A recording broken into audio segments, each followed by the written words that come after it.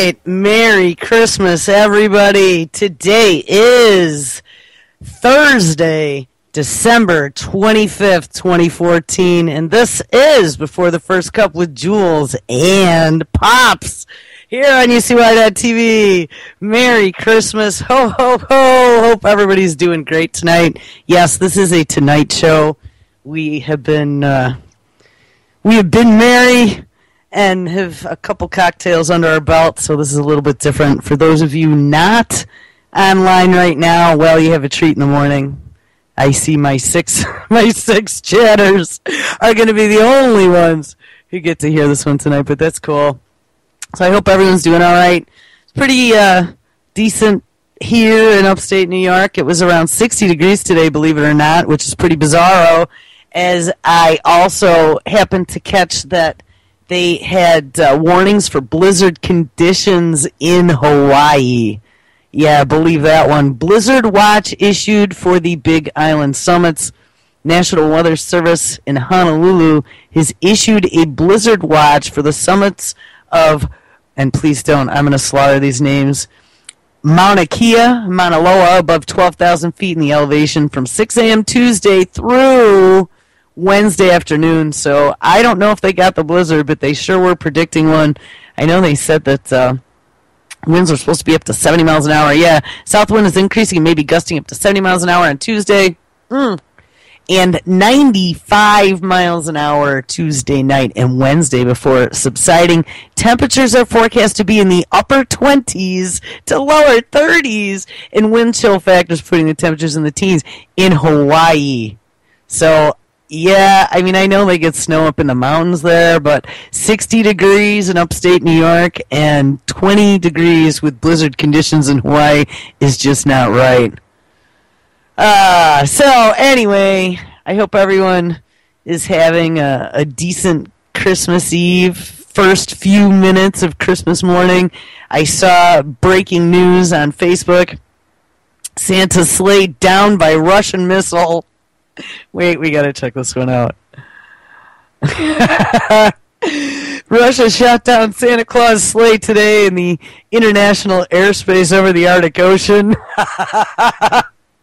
According to local reports, the sleigh was beginning its annual Christmas Eve journey around the world when it was struck by a surface-to-air missile fired from the Russian island of Novaya Zemlya, just a few hundred miles from the North Pole. Santa and nearly all of his reindeer were killed instantly. Oh no! Norwegian fishermen soon located the debris field in the frigid waters of the Arctic Ocean. Images of debris aired on CNN and other international news networks show broken limbs, teddy bears, and gift wrappings strewn throughout the sea. Although Russia has officially denied involvement in the incident, American intelligence forces say they have proof the missile was fired from a Russian military installation on the island. Oh, here we go, people. World War III, they killed Santa. Several ultra-nationalist politicians in Moscow have praised the downing, which targeted a popular Western celebrity. Quote, Santa Claus is a symbol of Western decadence and consumerism, said Alexei Onatopov, leader of the far-right Golden Bear Party. Whoever killed this fat, corrupt man is now a patriot and a hero. Today's events bear striking similarities to the downing of the Malaysian Flight 17. Which was shot down by pro-Russian rebels in eastern Ukraine this summer using surface-to-air missiles. All of the 285 passengers, and that's not funny, I'm not laughing at them, the 15 crew were killed aboard the flight, traveling from Amsterdam to Kuala Lumpur. Remarkably, one reindeer survived today's blast and is currently being treated for his injuries at a hospital in Norway. Authorities have yet to officially release his name, but sources close to the investigation confirm that it is Rudolph. The crimson-snouted misfit immortalized in a song from 1939, we were able to rescue him because of his red nose, said Lars Sommelheim, an admiral of the Royal Norwegian Navy. It stood out amongst the ocean waves, and the others we couldn't get to in time. In a speech from the Oval Office, President Obama vowed an appropriate response to the tragedy, which may include tightening sanctions on an already crumbling Russian economy. Today, Russia has gone too far, he told reporters. Vladimir Putin has threatened the hopes and dreams of children around the world. Wow, it almost sounds like Burgermeister Meisterburger. He will be brought to justice. A funeral for Mr. Claus has been set for December 28th at the North Pole. President Obama, British Prime Minister David Cameron, French President Francois Hollande. I almost said... oh shit, I don't even remember his name. What was the squirmy lips? You remember when he was in charge of France before. And other international dignitaries are scheduled to attend. So let's have a moment of silence for Santa and 8 of the, I think he has 9 reindeer, right, with Rudolph. Anyway, so yes, it is Christmas Day. And it's Christmas Day if you're listening to me now, or if you're listening to me tomorrow morning, or in 8 hours, 9 hours from now. Good question, though. Russia and their economy crumbling. You know, we talked about this a little bit this morning. And Pops and I were talking about this today, too, about just some of the messed up messages that have been coming out of the mainstream recently. Again, and we've seen this a couple times, where they just erroneously announce that, yes, our economy is improving and things are getting better. And today, number one, the stock market broke 18,000. That was either today or yesterday. It's closed today, so it was yesterday or the day before. And number two, that our economy in the third quarter has done just wondrously, and it is the best quarter that we have had since 11 years ago, which would be 2003. Now, you know, what I was saying this morning, back in 2003, money was falling from the sky. And, you know, when I was talking to my dad tonight, here's the thing. In 2003, you had companies that were all upgrading to voice over IP. So I'm going to tell you, from a business perspective and from an economy and what the economy was doing back in 2003, it was growing by leaps and bounds. Everybody had money to spend. Everybody had nice big fat budgets, and there were lots of people working. So I call absolute 100% bullshit on the fact that they're announcing that our economy is the best that it's been in 11 years. Absolutely not. So, Pops, I mean, no. We looked at a few things. We were looking at the oil. And now this whole embargo has... Who's making money? The medical operations, all the affiliates with Obamacare. Them are the people that are making money. And then Obamacare stinks, man, as far as I'm concerned. Well, notice how it all got real quiet, too? You don't hear anything else. And I don't even know if the website's freaking working yet. After they rolled that thing out and then brought in Microsoft to help them fix the website. Who knows what happened to that? By the way, say hello for anyone who didn't hear last year's Christmas special with Pops. This is Pops. This is Derby Dave. How's everybody doing on this fine day of Christmas Day? Glad to go along and meet all of yous. Yeah, figuratively, of course. Yeah, I mean, the Obamacare thing, that's interesting because we really have we talked about it when it was going on and just how ridiculous the whole thing was, and then when it all happened, and then how he signed it into law, and then he just decides to change the law with just his word. Well, we don't need that deadline. Well, our systems are broken. We'll extend it. Well, we'll do this and do that. And all these people lost their insurance. We played that clip. I mean, I guess we could find it. He says it 46 times. And the bottom line, generic drugs today, if you've ever noticed, where everybody is complaining, generic drugs went from like a $5 prescription to $100 prescription, because what they're doing, the pharmaceuticals, they just went along and they stopped selling them cheap. So now everybody's got to pay for what you're getting. But you know the whole deal with the non-name brand, the generics, right? They're making them in other countries. Number one, and number two, there isn't any stringent controls over quality when they come out. As long 12 quality control people that I read in China with over 6,000 manufacturers manufacturing generic drugs, believe it or not. And there, guess what? If you take generic drugs and you have some sort of horrific occurrence or allergic reaction or whatever, you don't have a leg to stand on, because guess what? By taking the generic drugs, you're agreeing to any and all liability being waived against them. Yeah, so there isn't anything, as long as those drugs are FDA approved, rubber stamped, as long as they follow the original formulation. But nobody's testing them. No, and I know, and this is a major problem. And unless us as people in the general populace go along and complain, nothing will go along and happen, and we're just going to go down the tubos for the big. How about you don't take prescription drugs? You find natural solutions. I mean, we looked at turmeric is huge. Are you still doing your turmeric? Oh, definitely. See, definitely. A lot of the listeners started doing turmeric too. You look into all the good things that turmeric does for your body, and all the cancers it cures, and inflammation, and everything. It's amazing. I go to the doctor. Let me tell you something. I'll go to the doctor, and they'll try to prescribe something for me. I'll go for a natural healing, in which I did, where they were saying I'm getting close to diabetes. I went along natural on that, where they said that I had to take... What'd you do? Your cinnamon? Right. Cinnamon for that, cinnamon, and then your cholesterol pills. The apple cider vinegar. Apple cider vinegar. And also apple cider vinegar is good for anybody that has heartburn. If you really have bad heartburn... Right, that was the Tagamet you got. One shot glass of apple cider vinegar every morning, you'll eliminate your heartburn. And I was taking Prevacid, Tagaments, I was going to the doctor, taking Tums, everything. Wasn't helping me. The only thing that I could do is drink a little bit of milk when I was getting the pain so good either. When I was getting the pain so bad in the chest.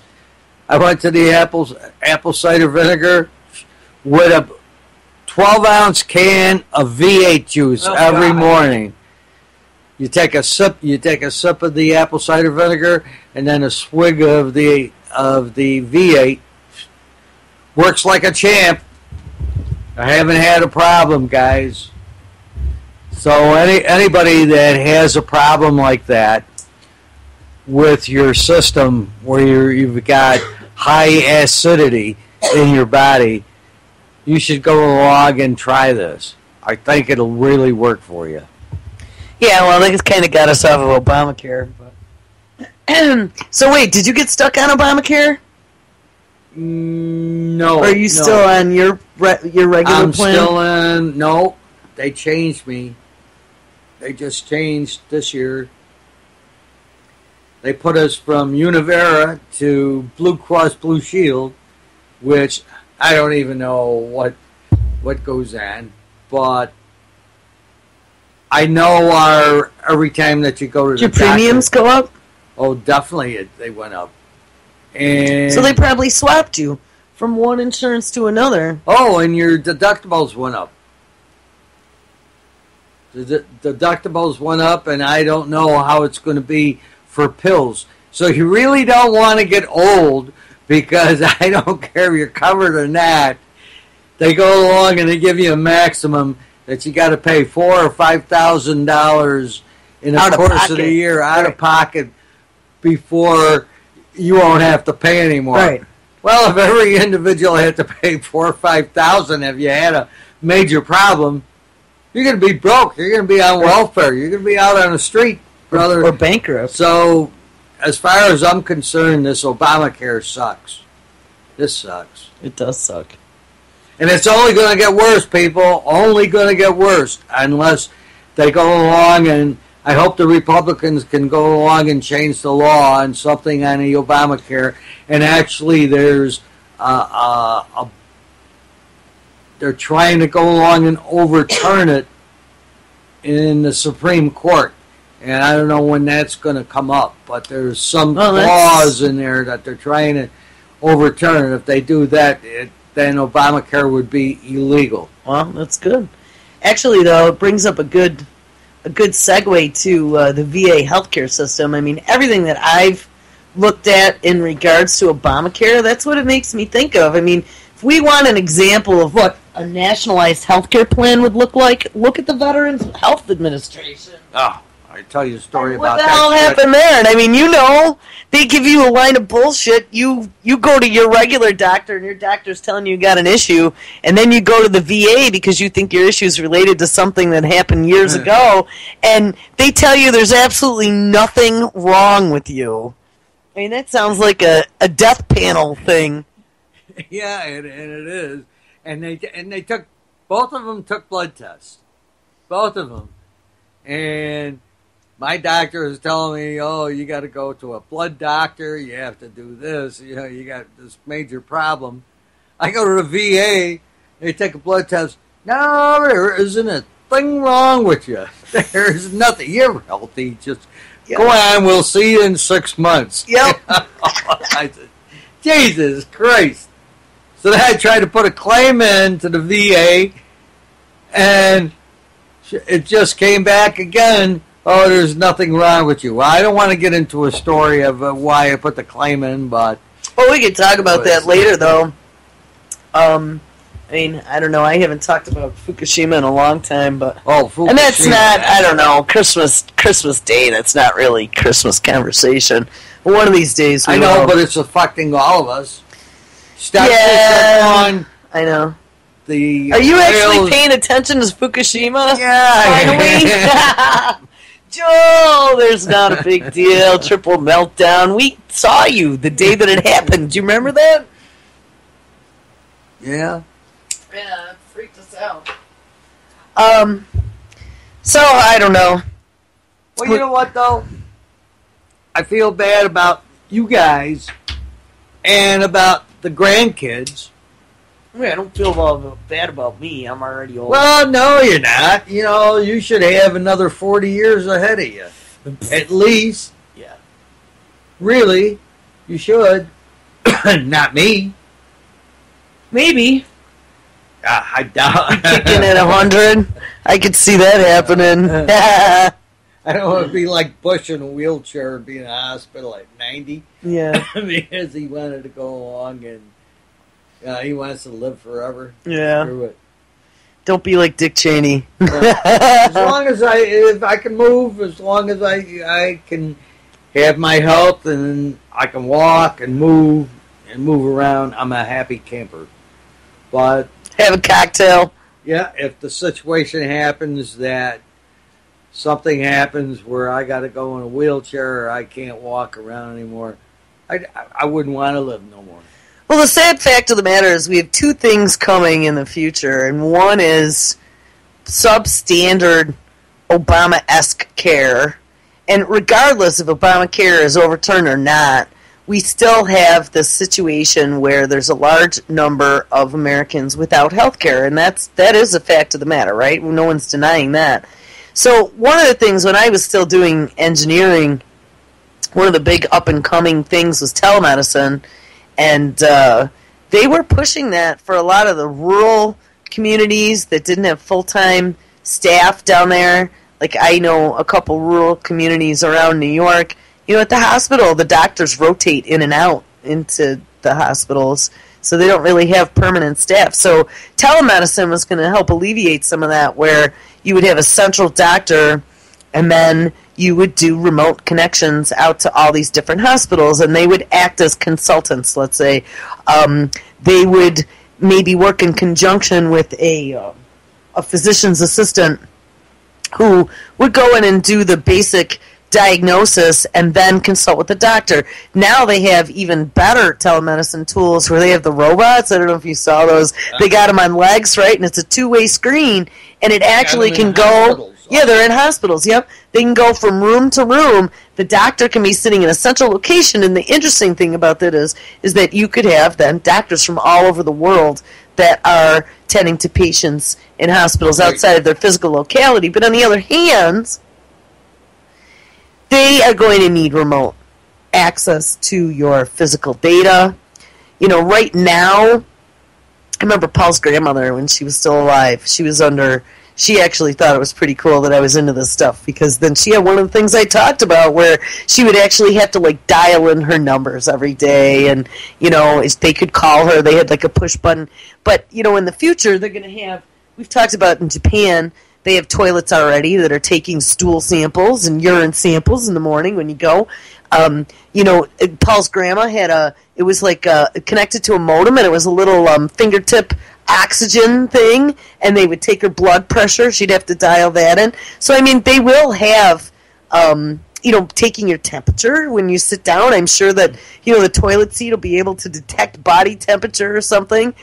But eventually, and anyone who's followed with me, any of this DARPA crazy shit that goes on, eventually they're going to be internal sensors that'll be taking your bodily statistics. You don't want that. No, you don't want that. And I told my daughter many times, if you ever remember anything that your mom told you, don't take the chip, because they've already invented what they said. Take a shot.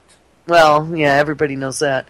There's all these new vaccinations they're putting stuff into. Those virus-like particles, the RNAi. They have all kinds of crazy shit in them now. I will not have a vaccination, and your mother knows she will not have a vaccination. Good. No, don't get them. And they push them. Do you see how they push them, too? The flu shot is like, get a shot. Do you know people end up having horrible reactions to that shot? And did you see this year's shot that they had everyone get? Then they came out and said it doesn't work. Yeah. It doesn't work. And it makes you wonder, like, you had everyone go get this, but you didn't quite know what it was going to be yet. Though I saw flu. The Weather Channel has maps for all kinds of different things, and one of them is flu season maps. Except this past year, during the entire summer, the map had flu on it. And I was like, wow, that's messed up. They're getting real-time numbers with all this widespread flu all summer. We don't get flu during the summer. And their excuse for not knowing whether or not a flu vaccine is going to be effective or not is because they got to develop the vaccine so far in the future that they don't know what the prevalent flu is going to be. But wouldn't they have known if we had flu all summer long? And, I mean, apparently it hasn't let up. I saw there's flu coming up this way, actually. It's moving up toward New York now. But if they've had flu out, like, all summer, it's not like it just hit in December. So wouldn't they have known already by, like, June that the current formulation for the 2014 vaccine isn't the circulating flu? They would have. Yeah, well, that CDC story just came out, like, a week or two ago. I just thought something, Jules. How about let's start talking about some UFOs, because that really interests me, no? Well, you don't right think now. that? It's too early. It's no, 25 minutes into the show. We'll save it for the end after another cocktail. Oh, well, whatever you want to do. But I really like talking about it. Oh, I don't ever talk about it. Because I really think something happened at one point. Well, later we'll talk about it. I was right. in the middle of... What was I just talking about now? You were just talking about Obamacare and insurance companies and what they were doing to sensors that... Oh, DARPA. Yeah. Actually, all right, let me get back to that. So they already introduced, and it was as part of the space program. Remember, I've told you guys, DARPA is the dark side of NASA. Okay, if you pay attention, NASA's the friendly public side, DARPA's the dark side. And for NASA astronauts, DARPA have been working on a technology for little robots that they can inject in your body, that when you're out on a 20-year space mission, if you have something go wrong in your body, there's not going to be surgeons or doctors or anything. So they're going to have to find a way to fix you. So they have these little nanobots that will go in and actually detect, monitor, and detect problems in your DNA and go in and literally correct it. So they've already been working on that. So you better believe that they got something waiting in the wings that at some point, and if they're not already putting in the vaccines, they probably will. They're probably, I mean, GMO food. This new GMO 2.0 we talked about. We looked at Monsanto's and this is the year in review. We looked at Monsanto's 2014 forward-looking statement and their R&D plans for what they were going to do this year. And we read through that whole thing one day on air. And one of the things that came out of that was I was showing you guys how the new Ebola vaccines, which of course then Wall Street came out and said it's a buy. All DARPA funded, by the way, for all the research, and Department of Homeland Security as a part of, somebody's calling in, as a part of trying to... Hold on one second, I'm trying to think, like Pops won't be able to hear you.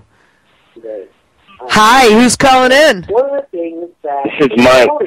I'll turn off my radio. Okay. Hey, how you doing? I'm good. I didn't mean to interrupt what you were talking about, DARPA and NASA differentiation. Sorry. No, that's okay. I don't remember. It's hard for me late at night to keep a train of thought. How you doing? Merry Christmas. Merry Christmas to you and yours and all your family, and everybody you know and everybody you love. Blessings to all. Did you eat well? Oh, yeah. Yeah? Oh, yes. Oh, good. Good. Was it all organic? No. Close. Hold on one second. It was close. Natural raised with no hormones and antibiotics, but it wasn't what they call registered organic. Oh, well, still, that's good. Mountain fresh. Kind of. So this nanobot DARPA technology, you saw that clay motion nanobots that they thought they could make movable walls? Who posted that? Oh, you mean the new one I just posted the other day? Yes, I read all that stuff down there, and I go to their sources, and I'm like, wow, holy moly. You're just as paranoid as I am about these crazy assholes, these guys there. Yeah, you know what? Honestly, I found that late last night, and I was like, oh, look, it's some creepy claymation thing that they've animated. How freaky is that? So I haven't dug into it fully yet, no. Yeah, I did. I read it, but I think tell me all about it. I can't tell you all about it. I just get the scope and understanding how that's going to work with that artificial intelligence. Wow. You know, they are using both of those together. They're going to actually make that little liquid robot T-whatever-thousand Terminator bastard. Well, you know, you read some of those about, you drive me the thing about the Turing, that Google document the other day, but, you know, Google is working on that big artificial intelligence cortex, the cerebral cortex, right? What was it called, Google Mind or something like that? Google something, I don't know, I'd have to look. Yeah. I'm sitting back, turn the other direction, so my dad is over here. You know, eventually... I can see this divergence. The people that accept that and go transhumanist versus the people that go more towards, you know, the natural, balanced. Yeah. You know, you might even call them crazies if they're following the moon cycles. But hey, whatever. Well, the one thing I see, Mike, is that here's the disturbing part: the destruction of our environment, the destruction of our health, and all these things that all these assaults on us are causing. The solution is transhumanism. Think about it. You know, to fix all your ills and to make your body able to live in the uninhabitable environment that they're leaving us. Go transhumanism. You know, the hunger... Problem, reaction, solution. Absolutely. So they create that, and then we got the Morgellons and people who successfully integrate with this, you know, radio frequency, microwave, whatever, integration of the nano whatever with your cells are going to survive, and all the others, sorry, no. That's extreme conspiracy that is only half joking. Well, and I don't think you would have said it was extreme conspiracy, but I think we found way more than enough proof. I mean, they're not keeping it secret. They're not keeping any of this secret. You just need to put on your thinking cap and read and dig and understand that this isn't fantasy anymore. I mean, they're putting out RFPs for this stuff. They're doing testing, and every time one of us steps up, and like I've talked about many times before, and let's tie this back into the VA, these people that are going into the armed services and are getting injured during service and end up with these new brain-controlled prosthetic arms and things, that's wonderful. Somebody who is a quadriplegic, or I don't even know what you'd call it, but let's say they had all four of their arms and legs blown off from a bomb or whatever, and now they have the legs and they have the arms and they can control them. I mean, that's a wonderful thing, but on the other hand, we absolutely know that veterans are guinea pigs. And my father used to say that when he was down in Antarctica, he always thought that they were experimenting on them. And you know what, Pops? They were. That's all admitted now. I mean, not the Antarctic thing, but I mean, in general, across the board, for all the military, you guys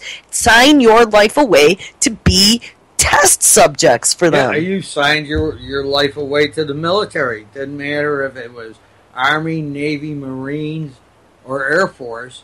When you signed that paper, they could do whatever they want to do with you. Mm-hmm. You put your 4 years in or whatever, you signed for 4 years, your ass is theirs. That's it.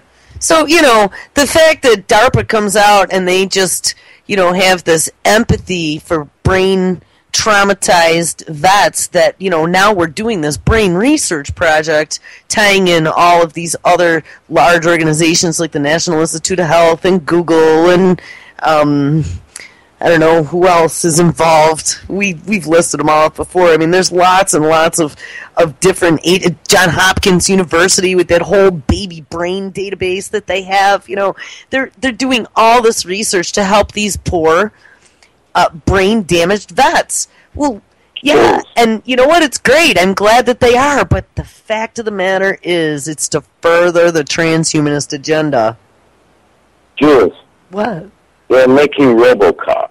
Yes, They're using these people as experimental platforms, and the machines will learn from the biological components as well as the biological components learn from the machines. And this is a scary scenario, and I do believe that is why all the thinkers from Hawking to Musk are saying that AI could be the downfall of humanity. And they have. Hawkins and Elon Musk are both very bright. I think 10 to 15 years, it will be a reality. Not even. I mean, a lot of it is a reality now. It's just in the laboratory. How many years back, I was still on the original radio network, when I had found that article about the 135 or 220 human-animal hybrid chimeras that they had found growing in labs in the UK. Do you remember that? I mean, I actually remember that, but I also think it was about the same time frame that Plum Island was going. They just flushed them out to sea, but some of them came back. Plum Islands, yeah.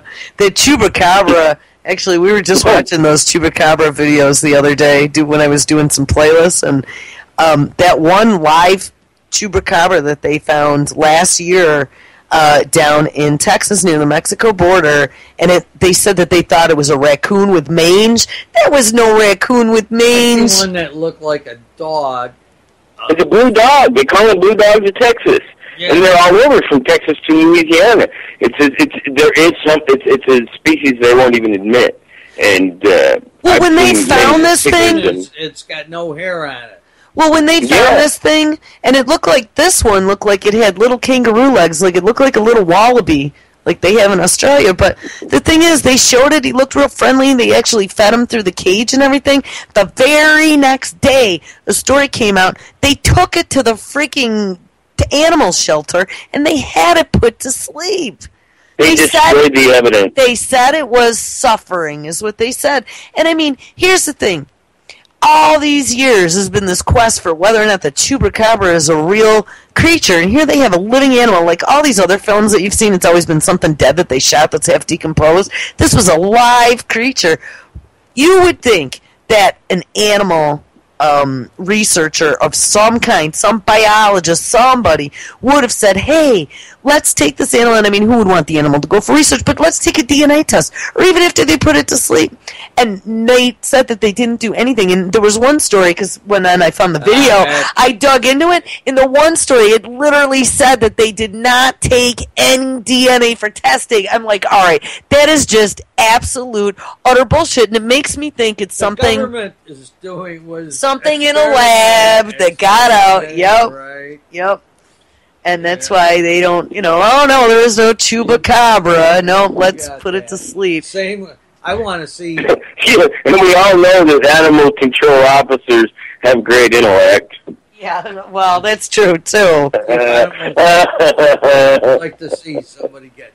They gotta be. They gotta. I don't know about that. I mean, you see so many reports from all over the world. I don't know about that. Some large hominid living in the Arctic, they would be small. They wouldn't be big. Well, what about the giants supposedly that came over here? We're going... Well, that giant thing we've all been watching. That's very interesting, but I don't think now. I mean, maybe Bigfoot. I might believe that there might be some Bigfoots in the woods somewhere. Maybe in the jungles of Peru, maybe. Well, you know that the giants are pretty well proven. There's pictures from the Smithsonian. There's pictures all over. But what happened is they went out with these expeditions and they confiscated the evidence from the mounds and they destroyed them and they're missing. And that the analogy is, if you will look at the Harrison Ford, movies. Yeah, where they stick all that stuff away. Yep. And they do that. Yes, well, it's happened. I mean, there is proof. Look at all the strange skulls and all that. But the best thing they have ever done is hidden the evidence. In Nevada, in Winnemucca, there was one of those long skulls. Yeah, I've seen that. And it disappeared. And there was also the San Pedro mummy.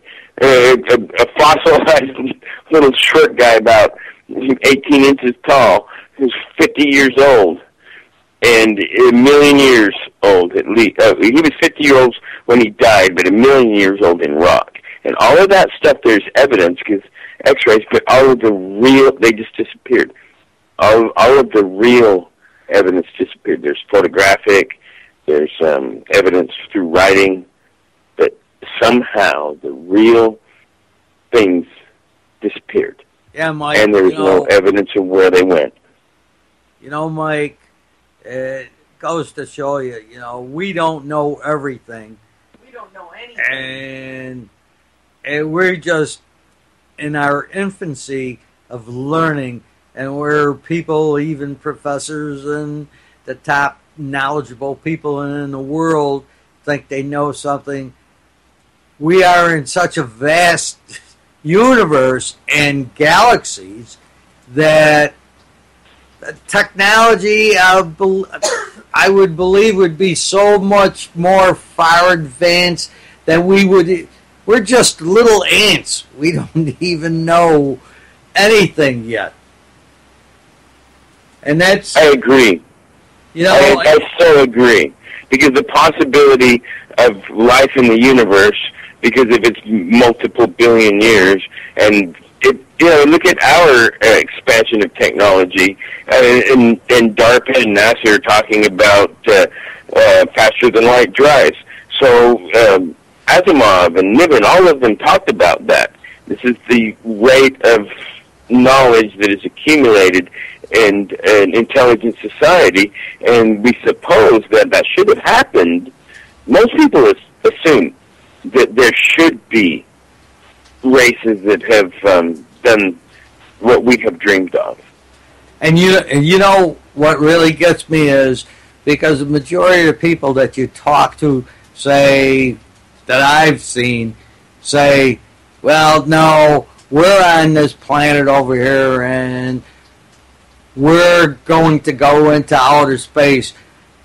I hate to tell them, and I try to tell them, I says, you know, depending, this whole universe was made billions and billions of years ago. There might be thousands and thousands and thousands of planets with thousands of people that are more advanced than we are. You know, and they say, well, why don't you contact us? The reason, you're an ant. You don't have any knowledge yet. And if they did claim, then they ran away already. Our government. We're not. You know what?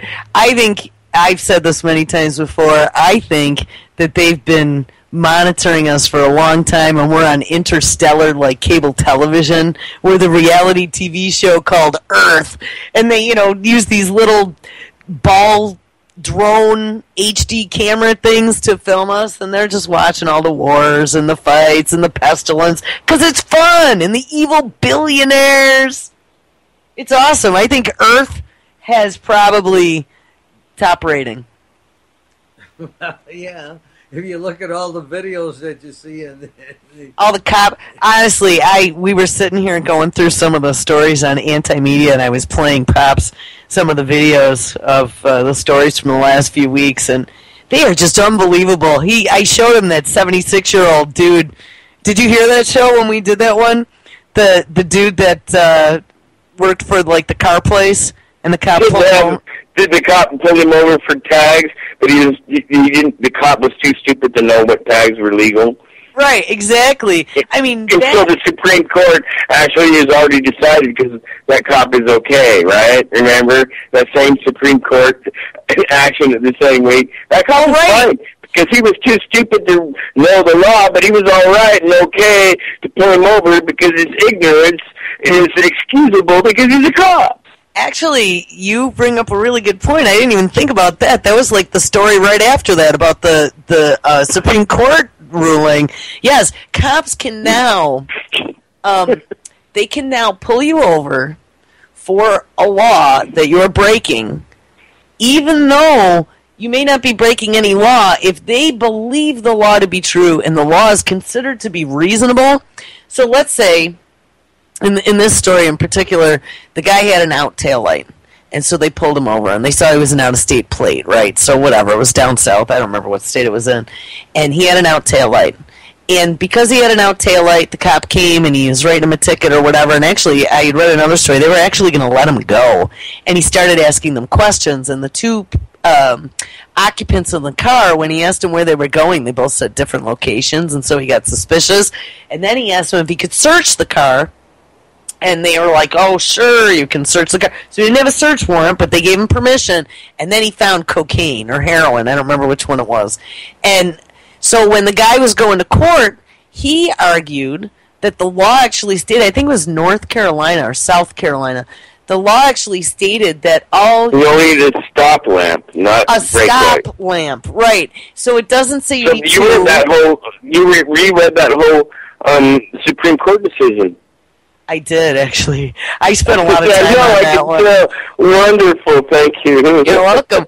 But, and so he was fighting that the cop pulled him over for a law that didn't exist. The cop assumed that he needed two taillights, and he said, I only needed one. The law stays. And so the Supreme Court ruled on it, finally, last week, and they decided that if a cop pulls you over, even if he doesn't understand the law and he understands it incorrectly, as long as his understanding was reasonable and they find something after the fact for a search, it doesn't violate your Fourth Amendment rights because the cop was reasonable is the term. Reasonable. So what is reasonable is ignorance. Isn't that bullshit? Yeah. Reasonable is ignorance. And you don't So think now they're they're gonna saying pull that because one the out? cop is too goddamn stupid, the cop is too goddamn stupid to know the law. It's reasonable for him to pull you over if he suspects you do something wrong. But his suspicion can be based on anything. You might be the wrong color. You might have, some tag on your car. Your wrong design. You thumping, buddy, right? You can see this is a perfect position for them to profile people at any time they want, and the Supreme Court put them there, and now they're able to do it. It's just another ploy. Well, absolutely, and it opens the door now to anything goes. Yeah. Anything goes. Anything goes. Mm-hmm. Yeah, this is police state 3.0. Well, who was the one who dissented? Ruth. No, what's her name? The woman who dissented. I'll have to pull the story up. The one woman on the Supreme Court, she was the one dissenter. It was 8-1 for the vote. And her... Socorro. Was it? No, that wasn't her name. I know the name you're talking about. You can see the way it's spelled. But it's a female, black, half-black I'll look lady. up her name. But the thing is, her issue was, how is a law-abiding citizen... Socorro. How is a law-abiding citizen supposed to abide by the law if now the law isn't necessarily the law? The law is whatever the cop believes the law to be. Right.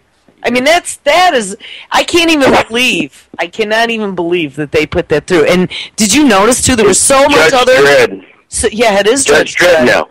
And there's so much other stuff because the cop can decide that, and then they can execute on the spot because they feel that they were threatened. Yeah. They were threatened, yeah. They're afraid now. The guy had a pen. He was in a freaking wheelchair, and he was brandishing that damn pen. No, they killed a guy in a wheelchair because he pulled out a pen. In his wheelchair, yeah. Sorry, he violated the red light rule. He didn't go fast enough across. Sorry. Oops, my bad. No, Mike, I'm going to tell you something. 25 years ago, cops weren't like this. You could be driving, get messed up, could have been smoking weed or went along more than 20, and 40 years ago. No, 25. And they would go along and say, what are you doing? If you were drinking or you were smoking, all right, where's your keys? Put them on the floor. Get over on the passenger side. Sit down. Stay there for about an hour, and then take off and go home. Today, I had police drive me home, my friend. Yeah, you're messed up today. You make one wrong move, or you got one extra drink in you, and they smell the alcohol. You're done, brother. Well, look in Georgia. I showed this one to Paul. They have like these roadside warrants that they can get. If you refuse to blow a breathalyzer test, they'll get a roadside warrant to drag your ass in. And there was this video, I showed you that the one time. They strapped this guy down in a chair, and it looked like an executioner's chair with 4 or 5 cops, and they were all holding him down, his arms, his legs, his head. They strapped him down, and then they brought in this nurse to forcibly draw blood because he would not take a breathalyzer test. Now, in other states, you don't take a breathalyzer test, you go directly to jail. No, there was one in Wyoming. That one in particular, the video I was talking about, that one was from Georgia, though. But we did see another one. In Wyoming, they put a bag over the guy's head like they were... Yeah, that one. That one was brutal. Oh, gosh, yeah. That forcible blood draw. Yeah, talk about that. My. I mean, isn't that what Judge Napolitano calls forcible? I mean, that is Fourth Amendment violation. Forcible seizure. That is a forcible seizure. Like, unreasonable search and seizure is what that is. Definitely. You are protected against that. Yeah. Definitely. Oh, my God. Could you imagine holding you down and taking your blood? I mean, the way it usually works, you don't blow... You go to jail. That's all. You lose your license. That's all. Hey, when you get a big fat fine, that's all. Isn't that what they're worried about? Like, it's like they've crossed over into this sicko world. You know what I mean? Like the sicko Dr. Zhivago type world. Well, yeah, now they're going to give them the canine unit. They're going to give them a false positive on your butt, and they're going to search you on the roadside with, public cavity search. Well, they've done that. Texas roadside. Yeah, I know. And the butt clenching in New Mexico. Oh, yeah. Didn't he undergo like a 14-hour ordeal, that poor guy? Colonoscopies, or 3 of them. Did they only do 3 of them, or was it 4? It was 3, 2 or 3, and annual and X-rays. It was How much money did he get out of that in the end? I don't like remember. 5. It was millions. Yeah, he won. Yeah, he did win. In the end. Hey, he would have. And he just ran a stop sign at Walmart. Yeah, it was going to probably not pay for his colon scars. Yeah. In the end. That poor dude's probably traumatized. Yeah, they had him get out of the car, and then the cop noticed him clenching. This was the exact wording. Noticed him clenching his buttocks after he ran a stop sign in the Walmart parking lot. Well, he probably just had some deli food. Right, some tacos. New Mexico, man, I'm going to tell you, when I went on my cross-country trip in 93, I wanted to try some hot Mexican food. We went to this restaurant, and let's just say we got stuck there for 2 days. Oh, no, it was a bad pepper. Yeah, we got held over in New Mexico. That's a good term. It was hot. Yeah, that was a horrible story. That really was a horrible story. But that's why you never told it before till now. No, we did. Remember, we covered all those. They were awful. Oh yeah, you gave us the nightmares of your friend cross country traveling that one time. That one. I should call her Lady, but I might be mistaken. Oh, yeah. You mean my first trip? That whole thing was a nightmare. Everything was a nightmare. What's interesting, though, is, like, if you notice now, like, the cop brutality stories are everywhere, because now people are paying attention, but back then nobody was. Like, every time one of those would happen, I would just sit there with my mouth open, and I'd be reading these stories going, what? There have just been so many of them.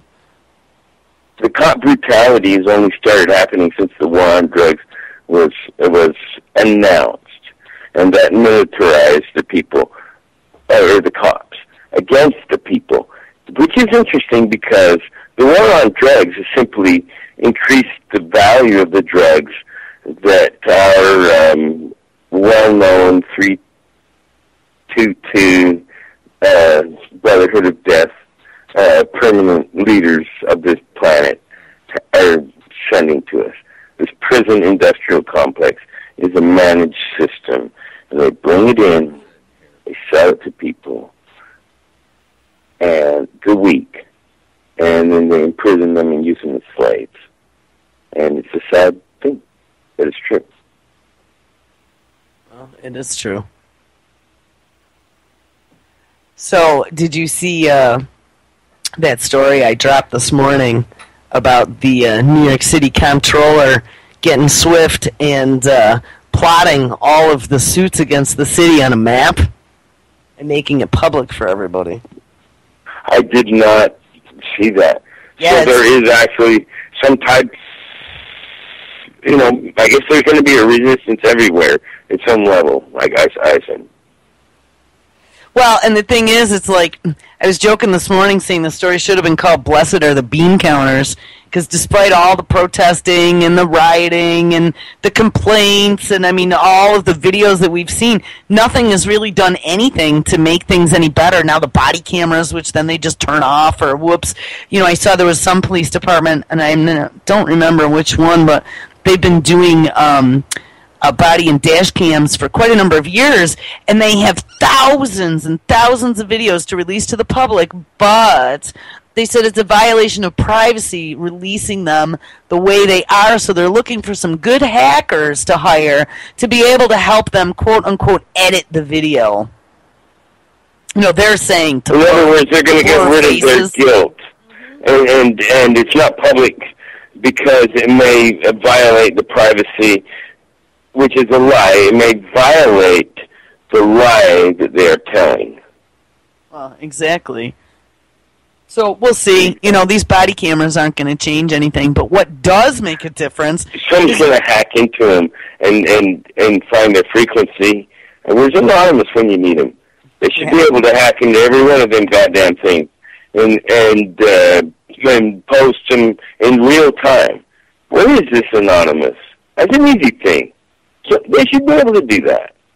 Yeah, well, the one thing that you want, though, is unedited, unadulterated video. I mean, I would like that video to be something that we could depend upon. But, you know, once it starts getting into either hackers or editors' hands, that's not going to fare well. I hate when a video's edited. I want to see it start to finish so I can draw my own conclusions from what I see, not from what someone wants. I want to see multiple videos of the same situation, because the one video is easily staged. No, that's very true. Videos. And so I don't believe that BBC, CNN, CBBS, whatever NBB bullshit. I don't believe it. Because all of that is staged. Here's the one thing, though. Here's the one thing, though, Mike. You know, a lot of them, though, have been changing their stripes a bit because ratings were down. So I've been noticing a lot more in the way of coverage of police brutality and things of that nature. And, you know, when Pigmine uploads five videos with similar titles from an incident, they're typically from different networks. And I'll tell you what, every clip that I watch, if there's an incident that I'm really interested in, I will watch all 5 clips on the same story. And there's different information in every story. You're right, I will. If they're different, if they're all from BBC, that one in Vantage Point, I won't. Yeah, but I need to look at that. You know what? I didn't go back and look at that, but that's messed up. That Sydney, Australia, whatever. Mm-hmm. You should look at that closely. You know, I wanted to ask my relatives. We talked to them tonight. Somebody told me that one of their friends down in Australia never even knew that incident had happened. Ack is from Australia, and he said he had no idea that it was going on. Maybe you told me the other night. He had no idea. Mm-hmm. So how weird is that? Covered in there. Yeah. Well, that's because it was BBC, and it was for our consumption. Right. Yeah, I should message my cousin tomorrow and ask her. You should. But you know, I want to tell you, Jules, I am just a conspiracy theorist and factualist. I look at the possibilities at a completely different angle than the official story. Mm-hmm. And I that's just my nature. I listen to the official story. I think I explained this to you guys. And then I look for the tells. There's bullshit tells. Like the way they tell the story. Can always tell. The ISIS, for instance. They Daesh now, remember. By changing it, they called it from ISIS, ISIL, and Daesh. They have changed the story. And what that does is changes the narrative. It is. It's right now. Is ISIS, ISIL, Daesh. And so they've changed that story, and it fogs the mind of the sheeple. Yes, it does. Confusion. It's like the cup game with the ball under the cup, and they're just mixing the cups up on the table. You got it. That's why I listen to your shows and your network and the people that you have here. Honestly, why? Because we do a good ball game. No, because you have good players that can watch the ball. I'm part of the crowd. Well, you're part of the team. You get to share your insight. That's right. You know, that's what we were talking about after dinner, was the fact that, you know, the internet really has kind of opened up the ability for us to take a look at the history that was told to us. We didn't know any better before. And when you had, like, Mae Brussels, when people used to send her clips cut out in newspapers from all over the country, that was the only reason, or the only way, really, to be able to do investigation before. You didn't have the internet. And the internet and all of us being able to connect is what really has allowed us to not only study as much as you possibly can mentally consume, but then compare notes and start clicking puzzle pieces together. Because, you know, you have puzzle pieces that I don't have, and vice versa. Well, we both have different interests in research. But this is comparable in the technology change to the Gutenberg press time. I mean, he invented that, and the movable type that could be produced. It really changed society at that time because knowledge was easily dispensable through bills and small letters. And versus the days. Reproducible. Versus like medieval times when you had scribes, they were the only handwritten copies. So this explosion of knowledge that's available to people that have good souls and are logical. Most of us do not hate. We don't try to take advantage of anybody. And this has been a wonderful, as you say, boon to the average people. It's like a free library. And I'm afraid they're going to shut that down. Well, I think Hunt earlier tonight posted something into chat. It was called maps.ipviking.com. Oh, it was showing all the cyber attacks. Did you see that? They were coming from China to America. Yeah. I had Paul actually look. He was freaking out when I showed that to him. He's like, "Oh my God!" He's screaming, "Look at, we're getting attacked!" And so I said, "Well, find out who that company is. See if you can figure out who they are." And so he found some info on them, and it seems that company set up traps, it says, for hackers out of China, and they got all those IP addresses, so that's how they're able to show the attacks, because they're doing data trapping, like we used to do when we would be trying to like gauge a network of whether or not we'd be able to put voice over your network if you had to upgrade, and get bigger pipes and whatever. We would do like you'd do an evaluation of the network, so you'd start running pings across the network and look at what the speeds are, and you'd have data traps at the end so you could capture the data, and that's what they did. They set up these traps and put the IP addresses out, so China and all these hacker groups over there think that these are actual companies here, so when they hit them, then they can visualize the traffic. So that's pretty incredible. Did you see that? And it looked like World War III is about going on there in cyberspace. So I'd make a fake IP for them to attack and hide behind something else. Right, exactly. And then while they're attacking that, but I don't know how to do that. The data. No, I don't either. But, it makes you wonder if that isn't A, some of the crazy stuff that we've all been seeing with the internet lately, and B, like I was saying a couple days ago, they've been setting this up for so long, since just before Janet Napolitano left office, that, attack on the critical infrastructure is coming, and, we had the flame virus and that, and, Iran could be writing viruses to attack our utilities, and oh my God, the power grid, and, think about it. If they did a mass cyber attack, and regardless if it's them or if it's us, and they hit our infrastructure, and the one story I saw, the guy's like, we're not going to be down for weeks. It's going to be months if we go down.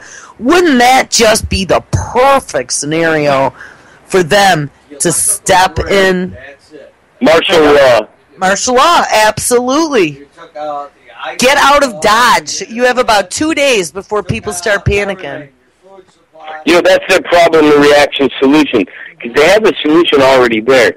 They have the DHS for 3 billion bullets. They have FEMA camps.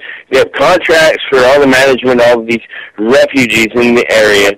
We have UN agreements. And so all they got to do is just damn pull the trigger anytime they want, right? They do. They even have, what are they called? SOPs. Standard operating procedures for like civilian intermediates. There you go. Every manual. They've got them on highway patrols. They got the Army, the National Guard. Every one of them would have contingency plans for the scenario that they're going to create. Absolutely. Hold on, I got to grab my beer. Let me grab your beer. Where is it? You know what I'm drinking? Actually, my mom split some with me. She decided she likes my weird beer. When she comes here, we did. We split a couple stouts earlier. We had a double chocolate organic stout, which was amazing. There was a little better than banana beer. Oh, the banana beer was awful. It was awful. No, I mean, at least the chocolate beer will give you a little yummy. Yeah, it was good. My friend talked me into doing some, when I went this time, he talked me into getting some English stouts. We've been doing all the American craft stuff.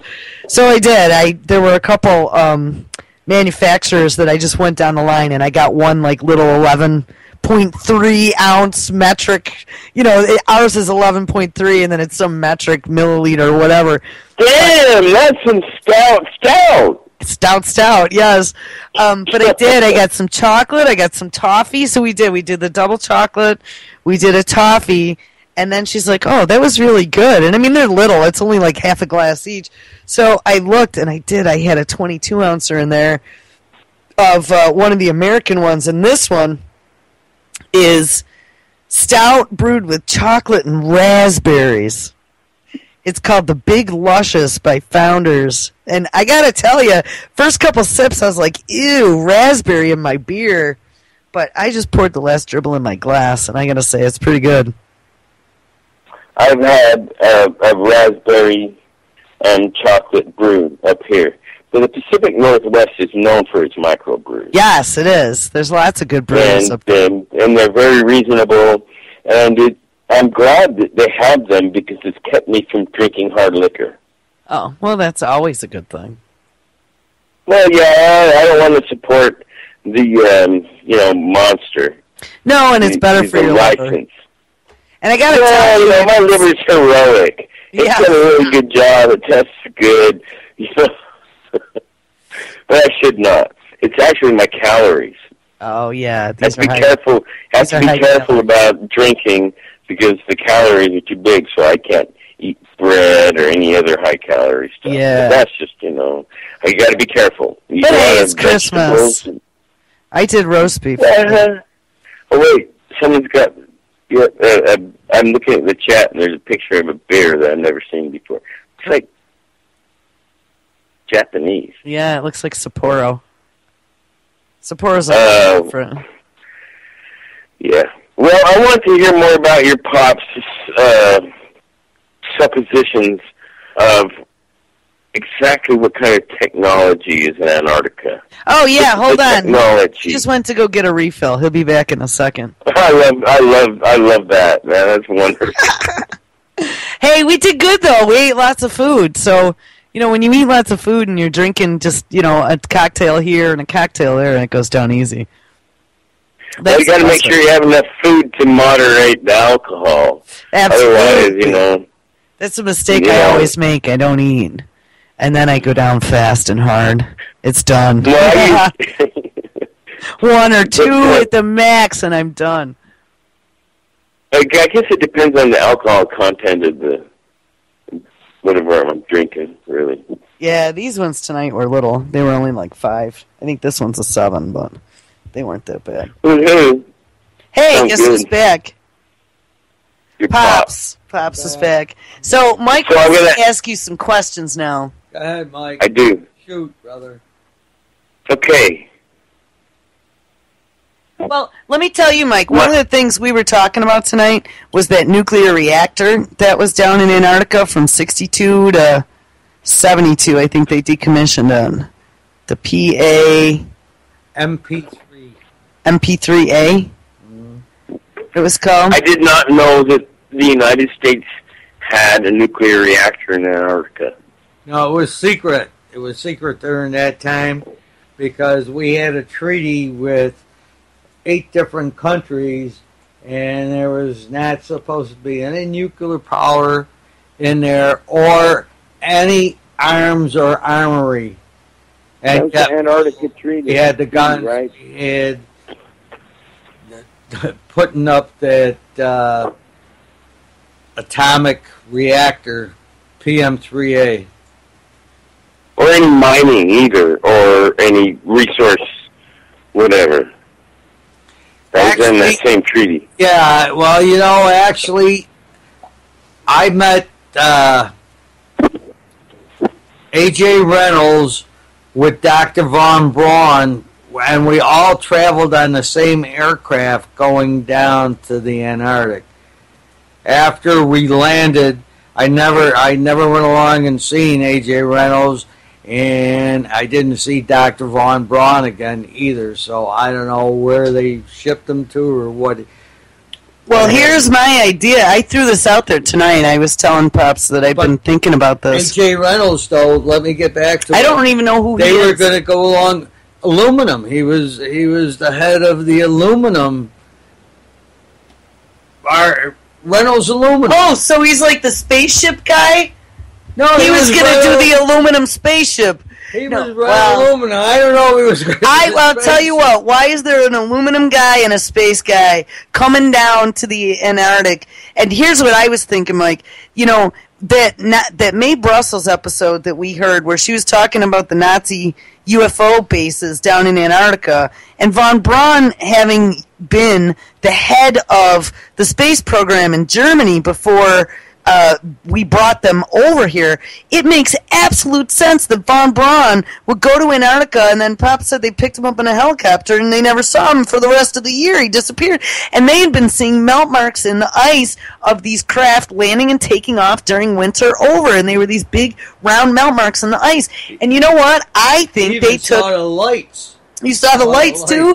See, I think they took von Braun to the secret Nazi facility to say, make these things work. But I didn't know about Reynolds, so they got the aluminum guy too. And this was pre-space program. Aluminum. That's what the story was for us in Antarctica.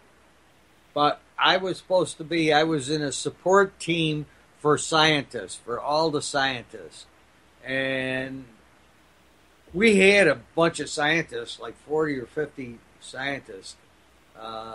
Dr. von Braun was the head, and all the other ones, we were calling them USARPs, United States Antarctic Research Expedition. That's what they were called, as USARPs.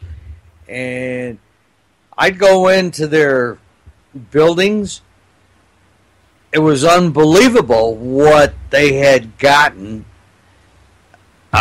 I was telling Jules, fish that were prehistoric 1 million years ago, and here they didn't know how they were surviving. They caught them. Somehow they bore through the ice. They caught them, and then they had them in their tanks. And that was amazing when we saw all of that. But I then was saying to him, you know, Antarctica does have volcanoes. And so when... Mount Erebus. Yes, Mount Erebus. So when I was thinking about it, my thoughts were there probably was some sort of volcanic vent under the ice that was keeping it nice and toasty warm down there.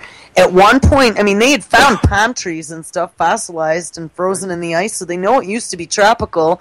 So as things shifted, maybe this small population of fish became trapped in the warm bubble, you know what I mean? And they stayed there, and then they evolved at a slower rate because there's colder, cooler temperatures, right? And that cooler temperatures are like suspended animation. I mean, that slows down cell processes, and so that's why they found fish still alive that they thought were extinct for 1 million years.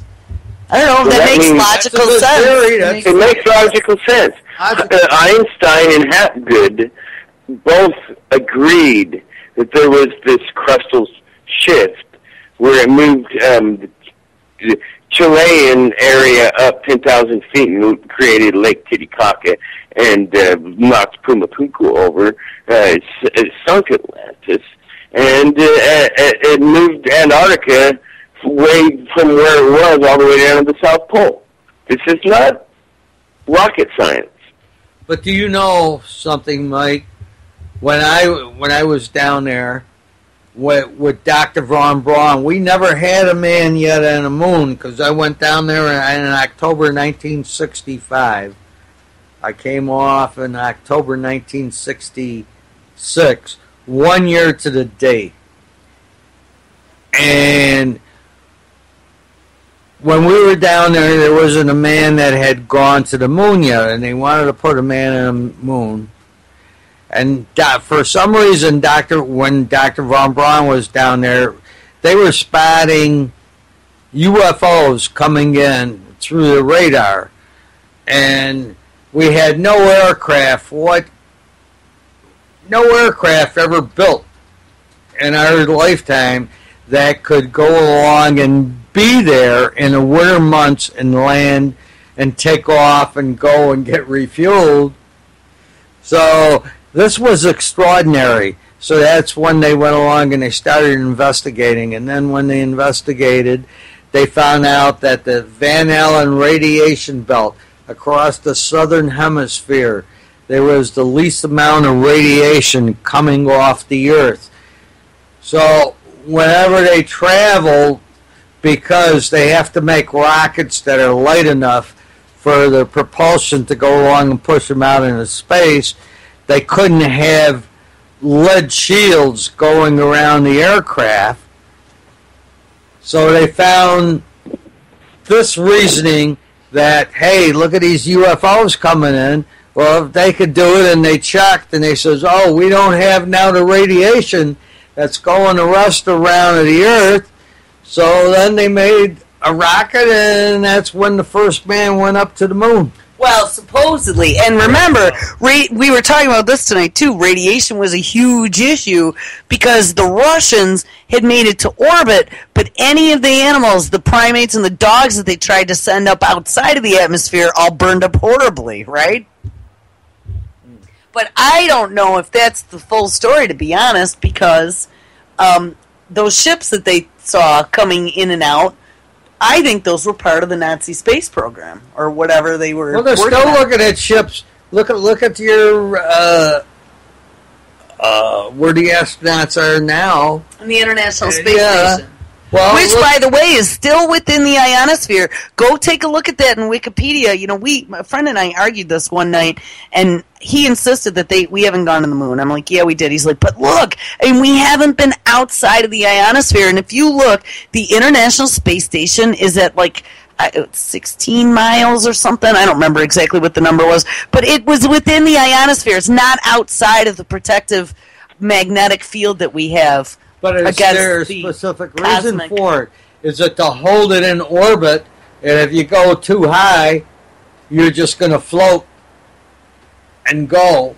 So to hold it in orbit so you don't have to have the jet propulsion to keep holding it there, maybe there's a specific reason for it. Well, there could be a special orbit for it to stay in geosynchronous, That's what I think. Whatever. There is, okay.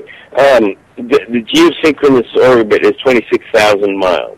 All right, 26,000, yeah, and it's below 26,000 miles. Okay, the moon is at 230,000 miles. The sun is at 9 million miles or something like that, if you're going to measure them like that. But I do believe that all of the radiation and magnetic power changes. It's in flux all the time because we're in the galactic system, where we cross the plane of the ecliptic every 24,000 miles, and we run into space debris. And this is why we have these huge destructions of civilization in a cyclical process, in my opinion. Yeah. One of the things that I was wondering about is that R.J. Reynolds, you said that they sent him down for mining? Because first of all, I heard. I thought that Antarctica was international, and it wasn't owned by anyone, so how could someone claim resources? And I mean, wouldn't they be sending, here's another thought, we were talking about this earlier today too, sending people to the moon. Now the moon is pretty much devoid of anything, I thought, as far as minerals and precious resources, but Mars isn't. I mean, they've mapped all of Mars. They know every single element that's on Mars now, as well as these comets and asteroids that we've been landing on. Those are the mining companies, and they want to start mining for precious resources. My own opinion is that they're a lot more knowledgeable than what we thought they were, and it was after Roswell, as far as Roswell was concerned. I believe they did go along and get a spacecraft. Well, I think that the Germans, it came out, didn't Hitler have some documentation that they supposedly captured a downed spacecraft? I thought that's where the Nazi space program came from, this whole UFO and supposedly program. The Nazis made this bell that supposedly you could travel into time with. Yeah, I read something about that too. I never. Yeah, but supposedly they got those blueprints from Tibet or India. Oh, from, like, what, Vimanas? Yes. That's the basis of the trope, the story of Indiana Jones. Because the Vimanas, they were using liquid mercury is what they Well, yes, and they did still. Who knows? But maybe they were using liquid aluminum in Antarctica. Yeah. Who knows? Well, R.J. Reynolds aluminum probably, was the origin. But when they learned how to use all these other basic mercury and gold, I need to look that up. So R.J. Reynolds and Werner von Braun went down together. You never mentioned Reynolds to me, or I didn't know who he was. That's messed up. I'll need to dig into that one. Yeah, they were both down there, and after we landed in a helicopter, I'll never forget, the plane landed, and then you got off the plane, you took a deep breath, and it was like 50 below. You couldn't get your breath. You said, holy mackerel, Andy, what did I get myself into? And then you put your hands over your face so you can go along and warm up the air that you're breathing. And then next thing you hear, a helo about 2 miles away coming over. And then he comes down, he pushes the snow and lands up on a glacier, and everybody hops in. The door is open, and they're sitting out with their legs hanging over the door and shit. And here we go. And then you go over a little mountain, and that's it. That's it, man. That's where you're going to be for the next year. Holy shit, brother. Wow. Hey, that video I dropped in the chat before about McMurdo Sound and the nuclear reactor, when Pops watched it, he recognized all the stuff in that picture. He's like, oh, that's a blah, blah, blah, and that's a, blah, blah, blah. And then he saw the little church. That was about it. All of that was there when I was there. Yeah. Now, you said that you went and partied with the Russians while you guys were there, too. Oh, yeah, because the Russians would come in, the Australians, the New Zealanders, and we would go over to their places. We were all separated within about a mile from each other, and there were like eight bases. So. And they were all research, though. There was no military allowed. Right, and the... but you guys were military. Right, the scientists... I don't know if they could speak Russian or whatever, but, you see the scientists, you try to use hand signals because they could... But how did our American scientists get along with them? Because that's what they were going along and passing information. And was it a collaborative effort? Yeah, as far as I could see, it was. Except for PM3A, which that wasn't supposed to be there. Which no one knew that you guys And had. you weren't supposed to have guns down there, but we had them. Funny. Can I give you an analogy? Remember the Christmas Eve cessation of it was all quiet on the front between the West and the East in Germany.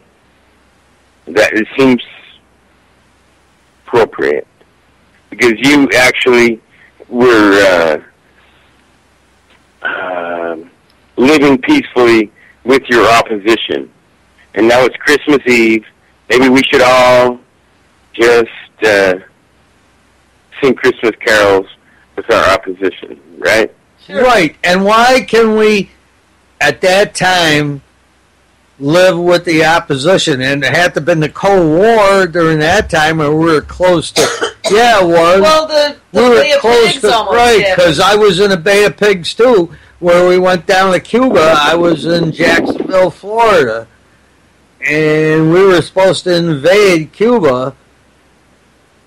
And that was 1962. So, yeah, when I went down to the Antarctic, that was 65. We were still in a Cold War and shit.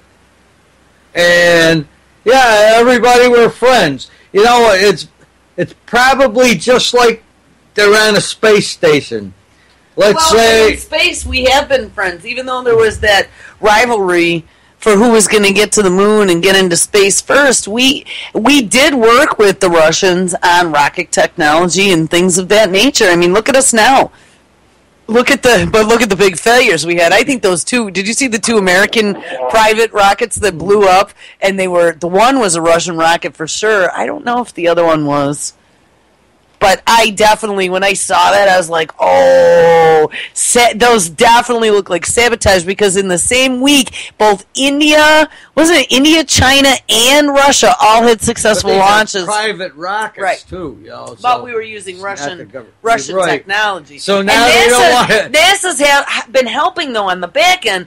Elon Musk has been leasing out space from NASA. They don't want to use the Russian rockets no more. I saw that. They killed it. And you know what? The embargo actually helped kill all that, because with the embargo against Russia, we can't. But I just saw something. We're not buying those Russian rockets anymore. Well, that's cool. Well, the person that's going along and trying to put everybody into space, they don't want to pay. You know, they're not going to go along and pay for that shit. Maybe our government would, but they wouldn't. So what do you think about that, Mike? I got to look at the Mars mission failures. How many missions to Mars have failed? And I wonder. I don't know. You know, we've been trying since I was young. I remember we did tried a few that maybe didn't work out too well. But the stuff that's happening right now with the two rovers, and then all the topographic and the mineral mapping or element mapping has been very successful. Well, yeah, but I was looking at this, and 80% of the Mars probes have failed. Is that right? I didn't know that. Yeah, I'm trying to find the link right here. It's failure common among Mars missions timeline. Yeah, and usually it's just a serious failure. Well, don't they right now have two robots or rovers that are on the planet? Yeah, there's two rovers. Yeah. I think they're both active. Oh man, I got like 5 ads and crap when I pulled this up. Holy moly. I'm going to find it, space.com. Anyway, I've got too many ads on it to post it in chat. But the truth is, if you go to NASA and get the history of all of the space flights to Mars, like 80% of them have failed. Wow. Didn't know. And I remember as a kid, I think we used to joke that the Martians were shooting them down. Well, you get Barsoom. Remember Barsoom, you know? What's that? Barsoom is the name of Mars, according to John Rice Burroughs, or whatever, the guy who made that movie. Oh man, the same guy who did Conan or whatever. Oh, Conan. Anyway, they were all space fantasies or Earth fantasies or whatever. John Rice Burroughs. Do you think the Mars reality TV show is gonna happen?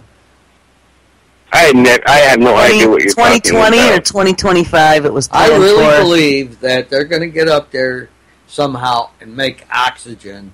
No, they were saying it's loaded with carbon dioxide.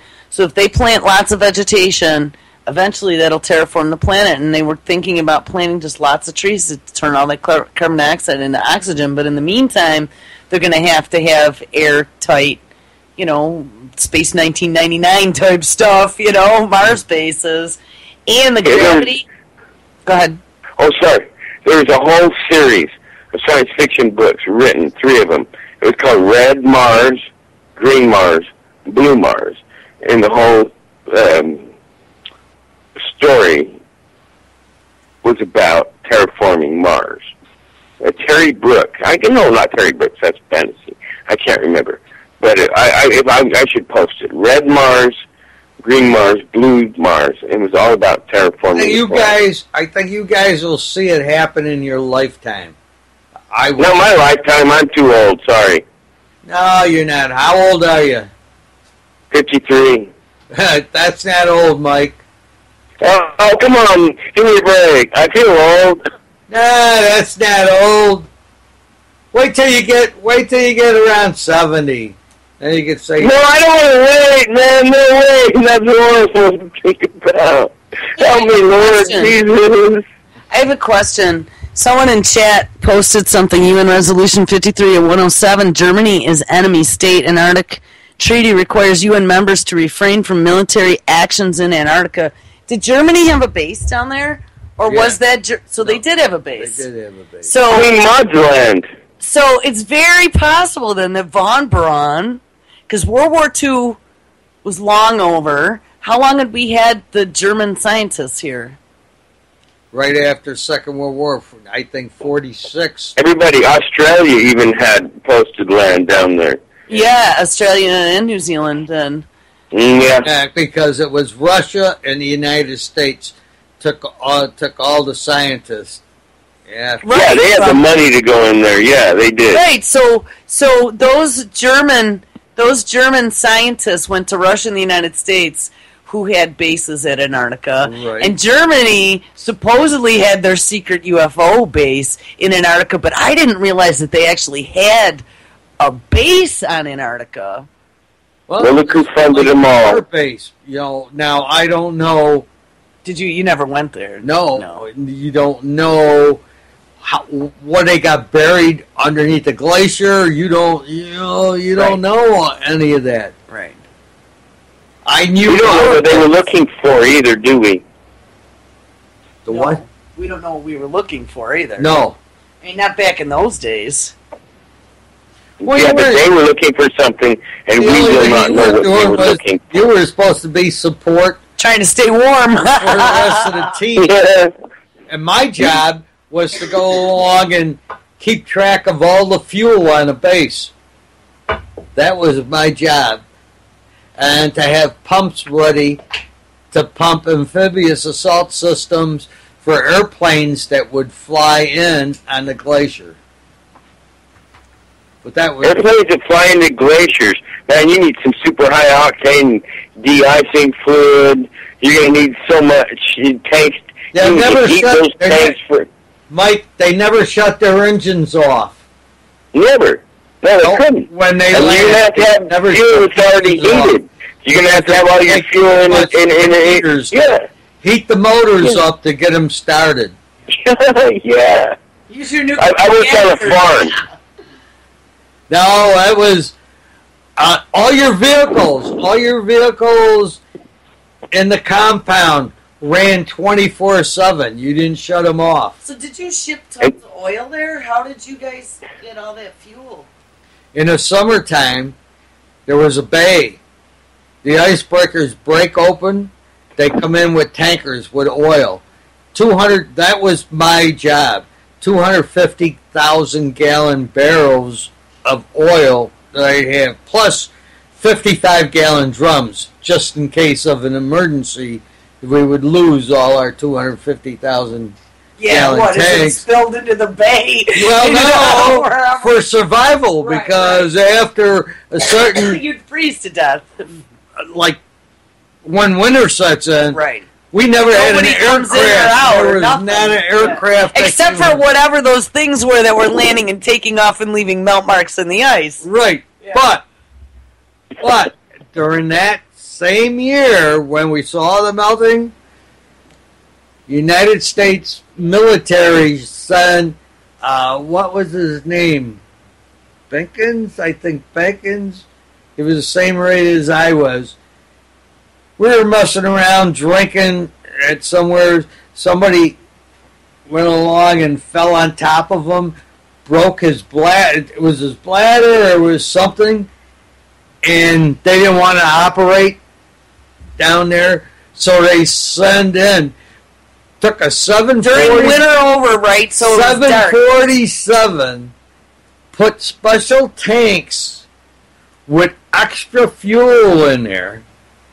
And then flew from Christchurch, New Zealand, down there. Now, what happened was, because storms come up, storm came up, they couldn't land, turned back, weather broke, flew back, come down and land, and that's where in my book, where you see where I'm with 55 half-cut 55-gallon drums with a torch to go along. Yeah, we had wait, wasn't it winter over? So no one could come in or land or take off. So it was the first time ever that an aircraft had landed during the winter. And Pops said, 747? Yeah, and Pops had these. That's a long damn runway to drop down on. There ain't no runway. It's an iceberg. He took these drums and he filled them with oil and he torched them all down along the path. Kerosene. Yeah, or whatever you had. What were you burning? Diesel fuel. Diesel. And he freaking filled them and he torched them and he made like runway lights with these burning barrels. Oh, shit. So did they have the fuel? Ever. Did you have the fuel to fly that out? Yeah, how did they fly it out? Mike, I'll tell you how we did the runway. Took 4 big D8. You know what a D8 is? Cat, yes. It's a bulldozer. Yeah, D8 cat. That's the biggest you could get. 4 of them strung anchor chain, like from what you see in a ship. Strung them across from each one, and these guys were kept driving back and forth over the glacier, so they would give a powder so that when the plane would land, it had skis on it, where the wheels would go down and then the skis would come in, and it was the powder to go along and make the plane come in and for a safe landing. That plane landed. We had him on a stretcher in a truck, put him into the aircraft. The people that were in the aircraft took him in. I got pictures of him, too. I could show you, Jules. And do you have special tires for that? I don't know. That's all I know is that they had skis, special skis with the tires. Oh, skis. Yeah, okay, there you go. On the plane. The tires came down first, and then somehow, I don't know how the skis work, and they just turned around and took off again. They weren't even there, I'd say, a half hour. Man, and they were gone. Did he end up living? Yeah. Oh. They operated on him.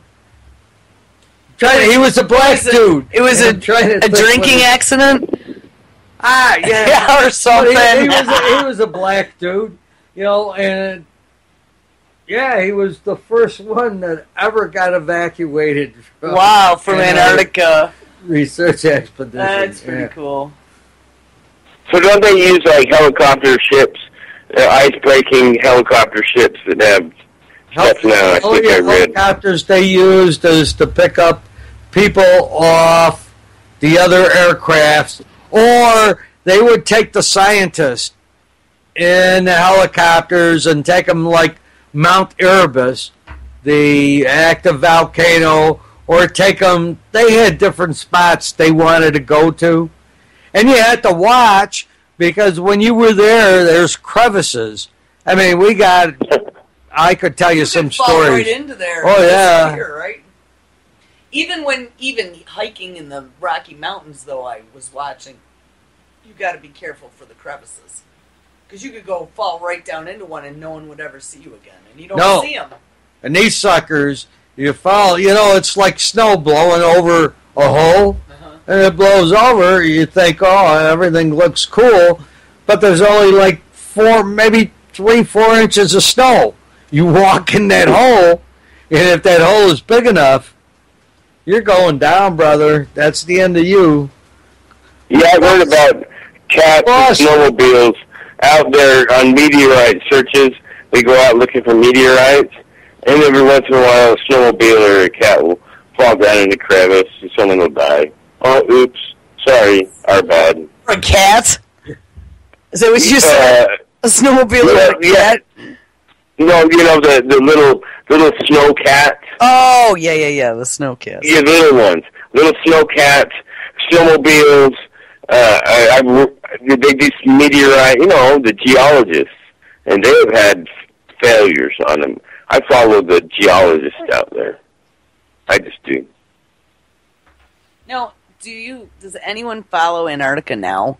Like, if they expanded, I know that there's an observatory down there now, right? And the Near Earth Object Orbiter satellite telescope is down there. Now, I saw that tourism. Yeah. Tourism. And, one of the things, honestly, who knows what's down there? Like, the only people who've explored it are the governments, right? So who knows? There's an Antarctica Treaty, so there is no private. There is no homesteading. People like us, we can't go there. You and I, we cannot go there without government say so. Well, right, and my friend and I were talking about this the other day, and he's like, oh, well, it's just because it's not explored, you should go down there. And I'm like, it's not like there's hotels down there, and it's freaking cold. How are you going to get down there, even if you got permission and came down on a C-130 or something in the belly, or even snuck on a C-130 and came down what are you going to do when you get there? Not a fucking... No, what? Go live in some... shack behind the oil. Party. Yeah, they're gonna take you around. Maybe there's not enough penguins down there to feed me. All right. And what was that? There's not enough penguins to feed me. Yeah, that's true. Oh my god, those penguins were cute though, weren't they? Go to. I'm not gonna kill a penguin. Sorry, and herring isn't all that good. Scott's I don't know. That's had all that crap flown in. I'll tell you what, though, Mike, when I was down there, we had Scott's cabin. It was wide open. You walk in there, there was a hanging side of a sheep with the fur still on it. There were cans. And I'm seeing this, and this is history. And here, I'm a young dude. To me, I don't give a shit about that. Scott's cabin. Yeah, and that was all history. Famous. And if I would have had one of them cans, you know how much money they would have been worth? About $4,000 or $5,000. How are you going to prove it was a can from Scott's cabin on Antarctica? You watch Pawn Stars? Do you watch Pawn Stars? He's like, where's the documentation on this? You're like, well, I was down there. Yeah, I'll show him my paperwork, brother. Yeah. And you know what? They'd find you. And I wouldn't lie to him. It would be for real. Yeah. They'd still rip you off, though. Yeah, he rips everybody off. Oh, I just saw one where some dude came in with a coin that was, elevated, and there's only, he said anywhere from 6 to 12 of these in existence in the world. And the dude won it in a poker game, and he wanted $20,000, and Rick says, $20,000? I've seen these go upwards of 100. But they did. How much did he pay? He ended up paying $75. I was surprised. That was more than what I expected, but yeah. He does. He rips because the guy knew what he had. The guy knew what he had. He had bargaining power. But in the end, you can see that these people know what they have, and if they're desperate enough, they sell it for nothing. Yeah, I know. I hate when I see desperate people where they have something that you're like, oh, that's probably going to go for $1 mint, and Rick's going to get it for $150. I'm like, man, he's such a crook. I bet he's filthy rich. I can't watch it. I just can't watch it. I know, that's one of my after-dinner shows because they're short. They're only an hour and fast forward. My after-dinner show is going on to UCY, looking through all of the news you post, and that's my show. Oh, well, I've been slow the last couple days. I've had so much stuff. Well, but there's enough there to dig through. Come on.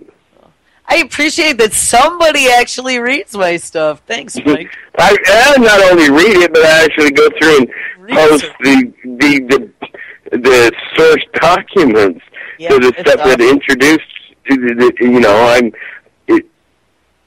something that intrigues me. And you have to admit, that DARPA stuff is not bullshit, right? Am I wrong? No, it's not. And it intrigues me. And then I read it, and I'm like, holy shit, this is their plan in 20 years. Yeah. And they're creating the foundation right now. They are. They're getting the technology, they're getting the financing, they're getting all these creative people to make freaking nanobots that'll read your eyeballs just like Minority Report or whatever, you know, and they chase you down. Yep. I'm not interested. You know, I don't like that. Sorry. I don't either. Not at all. Hey, Mike. That's why you're you here. know something, Mike, that with the budget, DARPA gets as much money as it wants. It's unlimited. Kurzweil said he had an unlimited budget, and Google is working with DARPA and all this stuff. Unlimited. I can't believe this. So, It's a black... Well, you know, that's where I think a lot of the poppy money goes to.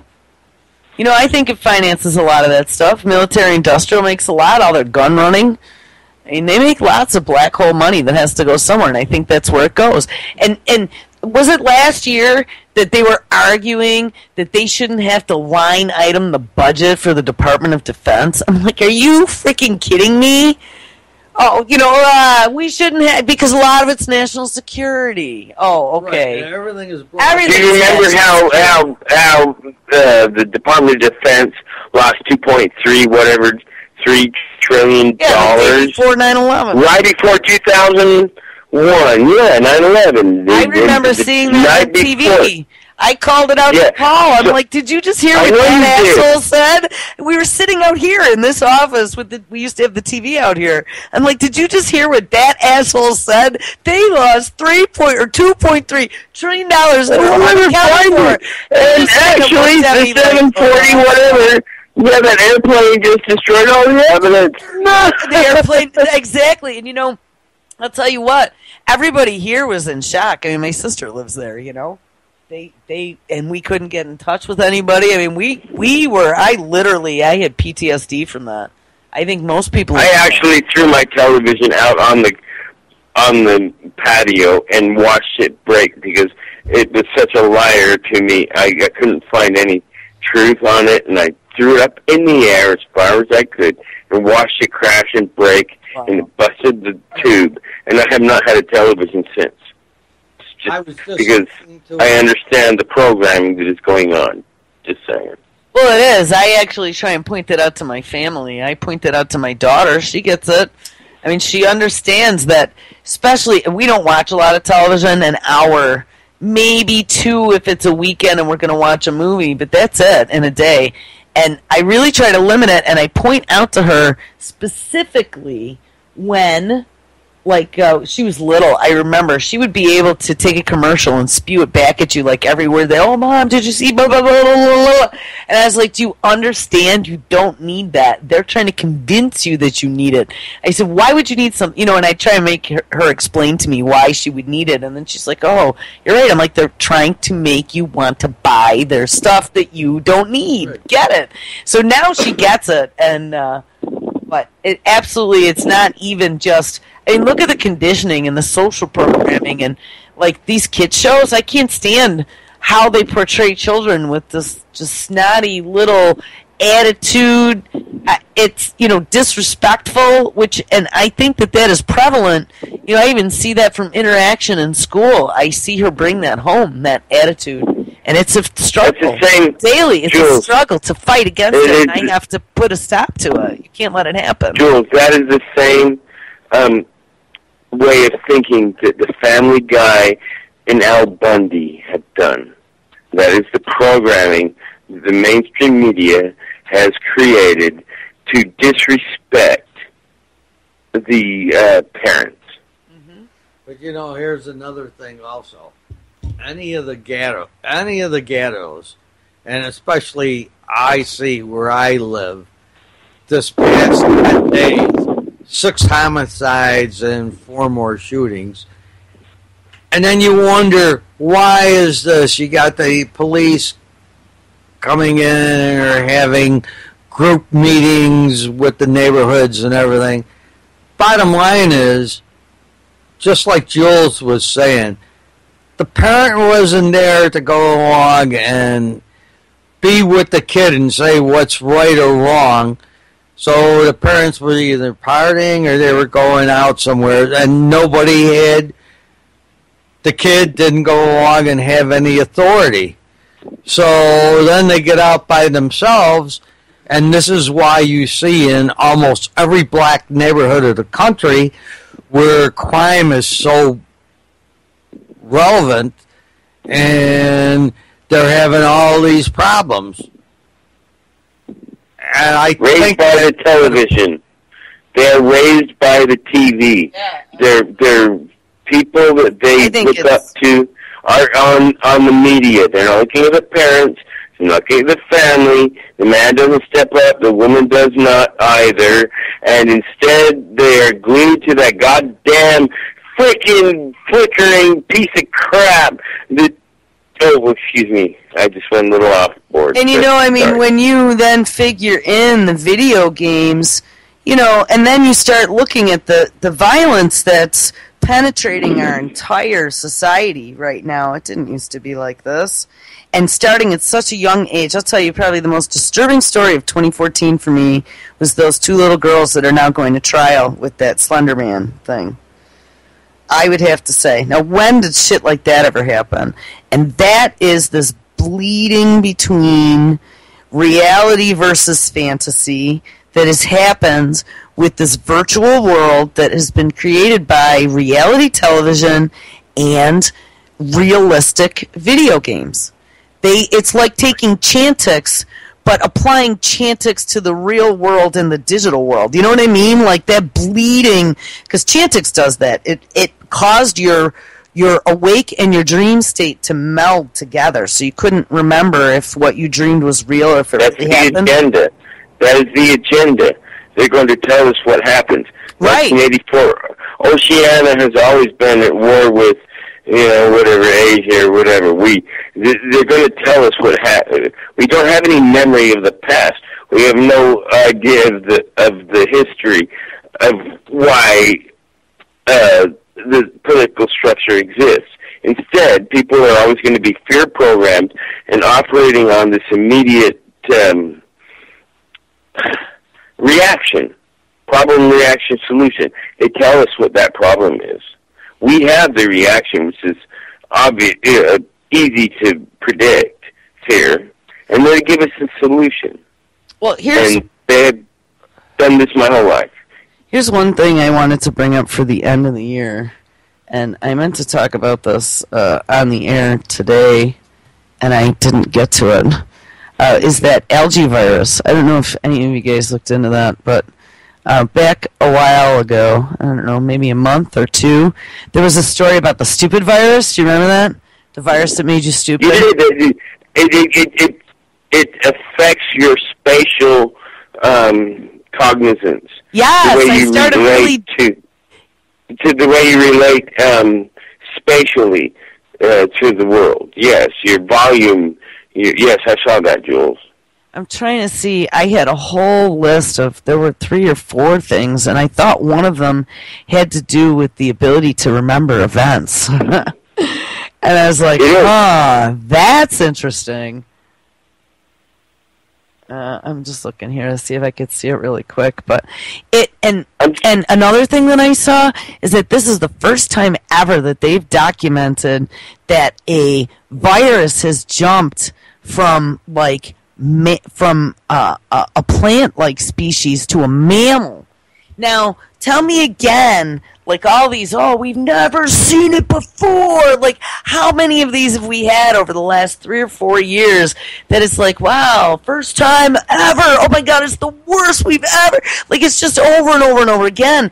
And I think they're pushing these envelopes. So now we have this virus for the first time ever. It has jumped from an algae that's commonly seen in lakes, and they found it in the throat. They had this control group of 92 people, and like 44% of the people that they swabbed all had this virus that only had ever before been seen in algae in their throats.